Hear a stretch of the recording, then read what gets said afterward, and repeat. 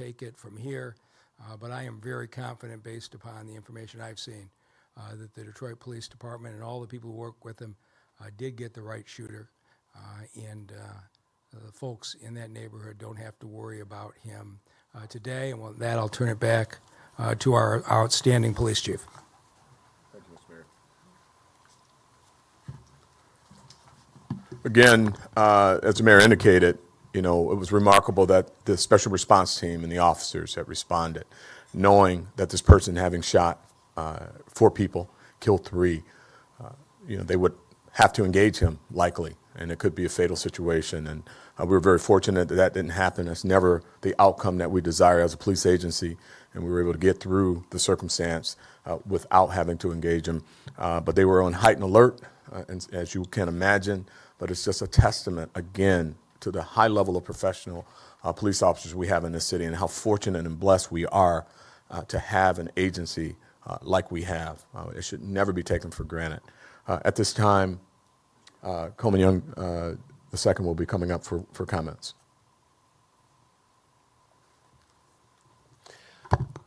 Good afternoon, everyone. I just wanted to come up here to just say what a great job by our Detroit Police Department. You know, we have to do something about the issue of guns in our community, about the issue of violence in our community. But I think that, you know, this is just another example of the police department, the ATF, the Michigan State Police, putting their lives on the line, putting themselves in danger, and redefining what the definition of hero means, because they are willing to sacrifice themselves, not just for those who they do know, but for those who don't. And so the city is eternally grateful. And as a city councilman who represents the entire city at large, I think I can easily and safely say that we are thankful to DPD for what they've done for us, and we thank you for keeping them safe. We're glad we're able to keep them off the street. And once we get back to work at City Council, we are willing to work with the mayor. I want to thank the mayor as well for his leadership on what we could do to stop gun violence in this city. Thank you. Thank you, Councilman Young. And I would be remiss if I didn't thank the mayor as well for his commitment to this department, the authorization of the additional funding that we needed. And as he indicated, our officers, they would have stepped up without the funding, but it certainly made it easier and feels good to be able to pay him a little bit more. So thank you, Mr. Mayor. At this time, Councilwoman Waters will come up for a couple words. Thank you so much, Chief White. And I just want to thank DPD and all of law enforcement for acting so quickly on this issue. Thank you, Mayor Duggan, for your leadership as well. I just want to say one thing. I just want to ask the people in the community, when you see an active shooter, please, please report them right away. You see, the police can act much faster when they know.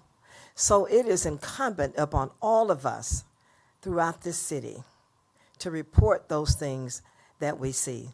Family members, if you know that you have someone in your family that is mentally ill, please make sure that the police department knows that. Especially if you see them leave the house with the gun, walking around with the gun. It is very important that you do that. And so I stand ready today to work with DPD and the mayor's office to make sure that this doesn't happen again in our community. Thank you. Thank you, Councilwoman Waters. At this time, I'm going to have Commander McGinnis, whose team led this investigation, to just level set and give you a quick overview of the circumstances. Commander McGinnis. Thank you, Chief. I'd like to break down a timeline of the events from the 4 incidents yesterday. The first incident occurred at 4:45 a.m., and that was in the area of 7 Mile in Wyoming.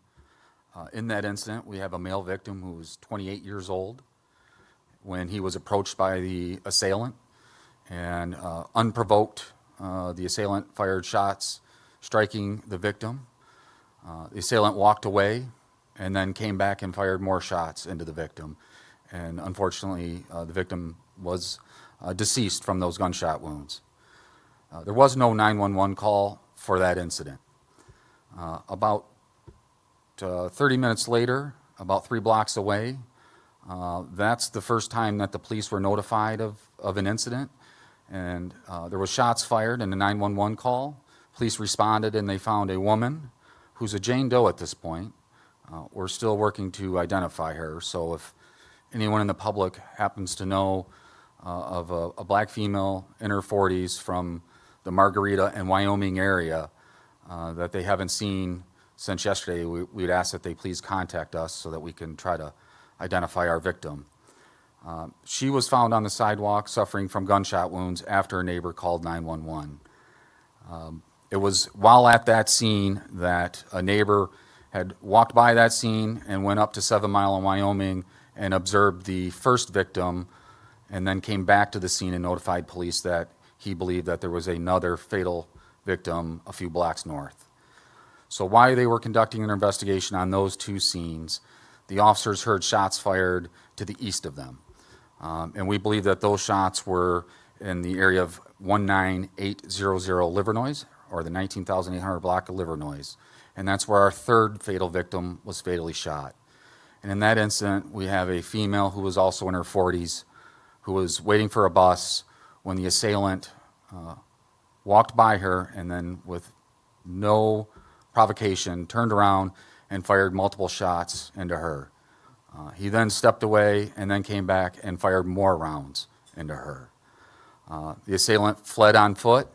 There was a 911 call for that incident, as well as officers responding from the regular radio broadcast. The assailant went from there to the 19,200 block of Pennington. It's just a few blocks away from the Livernois location.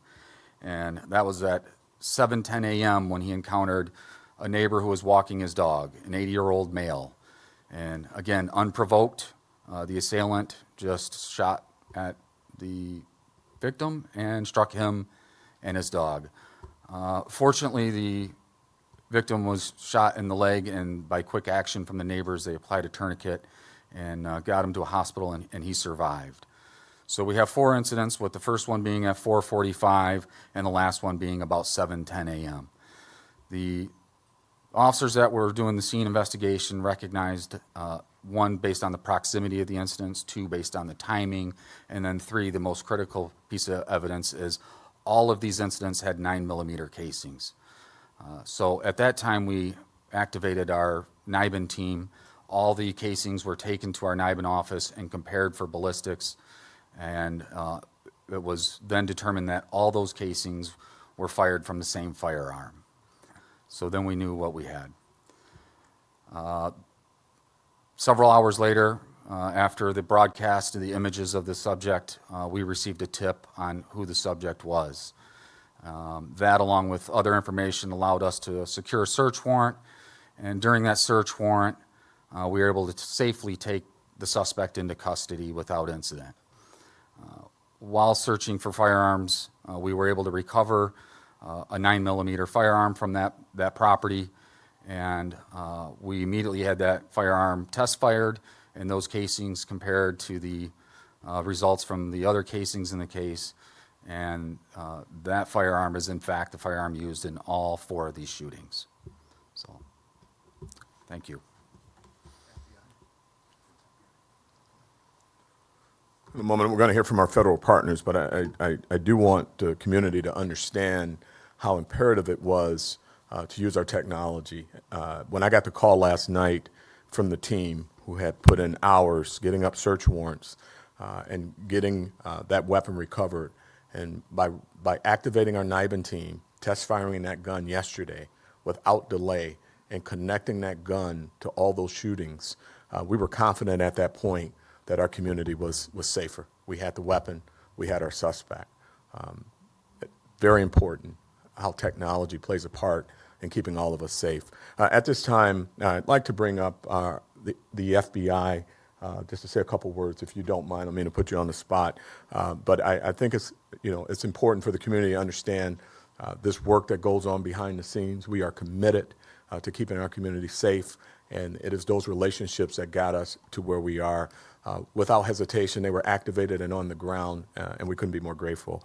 Jim? Thanks, Chief. And first of all, I want to thank the Chief for his leadership. Chief White never hesitates to pick up the phone and call partners, state, local, federal in this case, and ask for the resources he needs for his folks to get their job done. So this is a collaboration. And again, the Chief, we have each other on speed dial as he does with all the partners. He does not hesitate to pick that phone up and ask for the help they need. It is a law enforcement community. We do support one another. The FBI supports DPD and all our state and local partners, federal partners, and they support us as well. So there's also a partnership with the community, and the community of Detroit is amazing. I've met so many community partners, community leaders through our community outreach engagement. There's no more important priority to the FBI than safeguarding the public, the community. So in this case, quick reaction by the chief, his folks, the state, federal, and local partners to come out. It was a priority, as mentioned by the mayor. It was a Sunday, but we are always on the clock. We're always ready to come out to protect and serve the public. It moved quick. It was a combination of advanced techniques, some your typical basic investigations. Our Violent Crimes Task Force came out. And again, the FBI Violent Crimes Task Force is a great example of the FBI with other agencies within a task force environment, not only serving the FBI's mission, but all the law enforcement mission. So in this case, our Violent Crimes Task Force came out, joined all our partners, and resolved this investigation. So it's another tragedy. It really is. It's a true tragedy. It impacts the public, not in a good way. My heart goes out, the FBI's heart, and of course all the partners, everybody standing here, our hearts go out to the communities.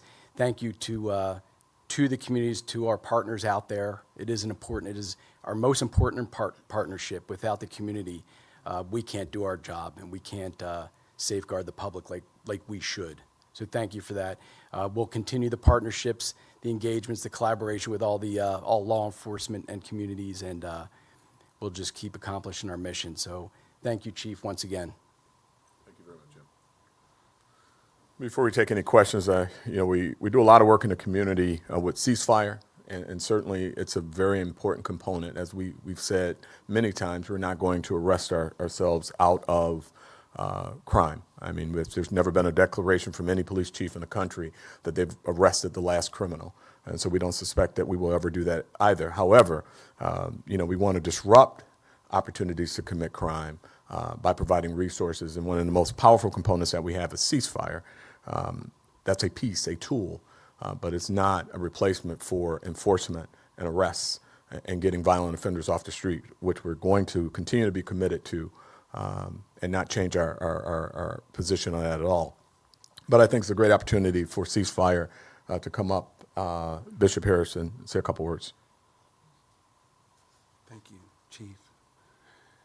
Yesterday morning, before we began our morning worship at our church, it was amazing to see that as I reported out to the congregation that there was an active shooter, many of our members were distraught as they ran out of the sanctuary to try to call their loved ones and their families in that area to kind of warn them what was going on, and you could just feel the panic. There was another community event that took place on yesterday that I was called to be a speaker right in the area, and I had to inform them that there was an active shooter in the area, and to see the panic on people's faces as they begin to grab their children and begin to go away from the event.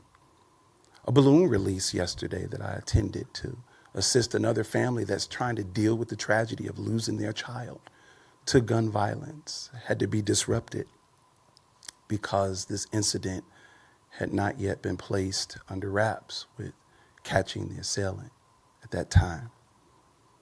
Just the needless kind of pain that we go through when persons make a decision to commit this kind of violence, it disrupts our entire community. I am grateful, however, that DPD was able to move in and do what they always do best.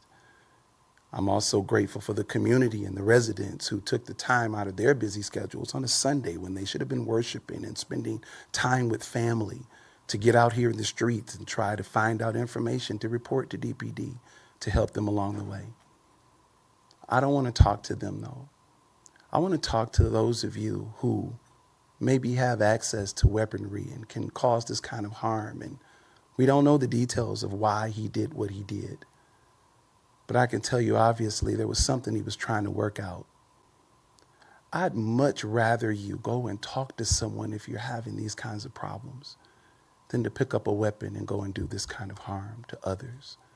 We have 3 families in the community that are now without the experience of joy with their loved ones because someone made a decision to handle whatever they were going through in the way of violence and carrying it out on someone else.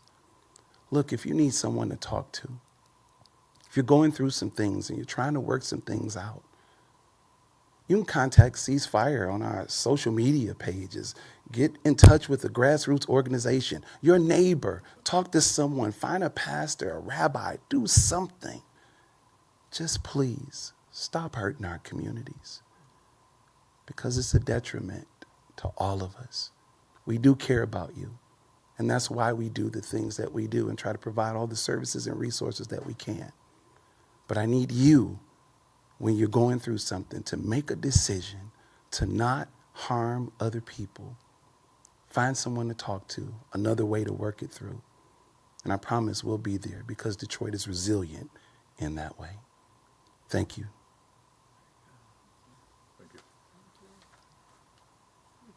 I think this is a perfect time to say, before we take questions, if someone uses a weapon in our community, we are going to use every resource that we have to lock you up.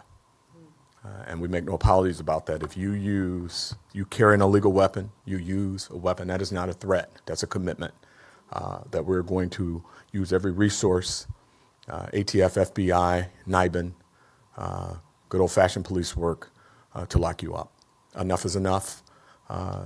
This is unacceptable, and it needs to stop. With that, we'll take any questions. Ryan Marshall over at News Radio 950. I know this was a random act, but was there in your initial investigation, any sort of motive, a job loss, a breakup with a girlfriend, an argument? Was there some instance that you feel like there was a reason why he was out here doing these things? We're still early in the investigation. I don't have that level of detail, but there's nothing that should motivate you to do something this tragic. Access to a weapon is what we know, easy access to a weapon. And we have some information we haven't been able to confirm yet, but perhaps he was dealing with some mental illness. But that's all we have right now. The detectives have a little bit more that they're going to be turning over to the prosecutor, but my level of briefing is what I've just gave you. Chief, to add to that question there, is it possible someone else could potentially face charges for providing him with that weapon? At this point, that part of the investigation is still being evaluated, and I don't have that answer. It's a possibility, sure, but I can't confirm that right now. Hi, my question is how you handled getting this information out to the community, and do we have some kind of texting system in the city, or should we, or how are we making sure that families and residents, if something like an active shooter happens, that they get the information that they need to be safe? Yes, we have, through Homeland Security, we have a product called Code Red, and what we were able to do was stand that up in an area where we believed him to be, where we could send text blasts out to phones. Once our real-time crime center pulled the information together and we knew we had a pattern, we stood up a news conference and we briefed out quickly and we put it out on our social media. But no, everything worked the way that we wanted it to, and we'll be evaluating in our after action what we could do better. We can always do better. Hi, Chief. As far as sometimes with these random shootings, there's social media posts or some sort of traffic ahead of time. Was there anything like that with this one? No, we looked at that and we haven't found anything. When we talk about getting the message out, the very basic level of getting the message out is calling 911. And what was most troubling for me when we looked at all of this is that first 911 call didn't come in. And when you look at that first 911 call, had it come in, we have to ask ourselves, will we have been there earlier and been able to prevent another homicide? What we don't want to happen is gunshots to become commonplace in our community. We don't want to become desensitized to someone shooting in our community. There should never be a condition, ever, that someone uses a gun in our community that's unaccounted for, right? I mean, even the police. If we pull our trigger, that should cause something to occur. Whether you call the police on the police or whether you call, but every time you hear a gunshot, we must call the police and get that activation out. And I think McGinnis mentioned someone close to the suspect was the one who sort of reached out to help you all. Yes, yes. We've received a number of tips, and one of those tips was someone close to the suspect. And how important is that for those closest to these folks to step up? It's important for everyone to step up when you have something such as this. We're happy that someone in the family or someone close to the suspect, more specifically, made the phone call, but we got a number of calls, and again, I can't say enough the importance of calling 911 when something unusual happens. It's just that important. Sure, and in regards to that tip, did that happen once the department was able to kind of release that still image that I think that we saw Sunday? Is that what kind of led to this tip, or was this just a general call? That was a general call once we put the information out. Excuse me. But the still helped. Mayor, did you want to add anything? Hi, Chief White. I just have a couple quick questions. Is it possible that the suspected gunman killed more than the people that you have listed? Well, as I indicated, we've got an extremely active investigation, and our detectives are looking at everything. They're backtracking. What the suspect did that day, what he did past 48, 72 hours. They're going to leave nothing unresolved. Trust me. They work very hard, and they're going to touch everything that they can. They're going to look at everything he touched, and they're going to track his actions. They're going to try to identify the moment he took possession of that weapon in the first homicide that he committed. Yeah. And can you tell me a little bit more about the suspect's background? Does he have prior convictions? Was he in school? Is he from Detroit? Very high level, as I indicated earlier. I can't get into too much detail. The prosecutor has a whole lot of work to do on this case, and I don't want to compromise that by talking too much. I will tell you that it's a 19-year-old, and we don't see any criminal history at this time. And we have some indication that there is mental illness. Thank you. Chief or Commander, could you talk about the arrest itself? Was he in a basement? Was he hiding? What happened? SRT. Yeah, our SRT team was activated. They were already at the command post during this entire operation.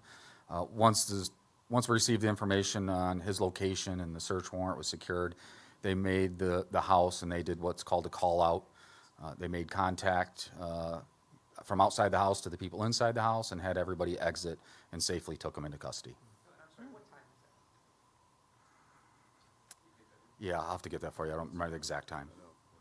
Chief, a lot of times these shootings are the result of disputes.